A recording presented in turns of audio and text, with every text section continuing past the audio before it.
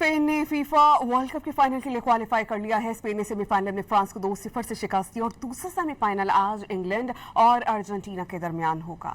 Dallas stadium में खेले गए मैच में स्पेन ने जारहाना आगाज किया और नंबर 1 टीम फ्रांस को बैकफुट पर धकेल दिया। 22वें मिनट में फ्रांस ने फाउल किया तो स्पेन को पेनल्टी मिल गई, जिस पर ओयर जबल ने गोल स्कोर कर दिया। 58वें मिनट में पेड्री पोरो ने गोल करके स्पेन की बढ़तरी दुगनी कर दी। लामीन यमल ने गोल स्कोर किया मगर इसे ऑफसाइड करार दे दिया गया। मुकर्ररा वक्त के इख्तिताम तक स्कोर 2-0 रहा और स्पेन ने 16 साल बाद फाइनल के लिए क्वालिफाई कर लिया। फ्रांस की टीम फाइनल्स की हैट्रिक मुकम्मल न कर सकी। फीफा वर्ल्ड कप का दूसरा सेमीफाइनल आज इंग्लैंड और अर्जेंटीना के दरमियान होगा। स्पेन ने फीफा वर्ल्ड कप के फाइनल के लिए क्वालिफाई कर लिया है। स्पेन ने सेमीफाइनल में फ्रांस को 2-0 से शिकस्त दी और दूसरा सेमीफाइनल आज इंग्लैंड और अर्जेंटीना के दरमियान होगा।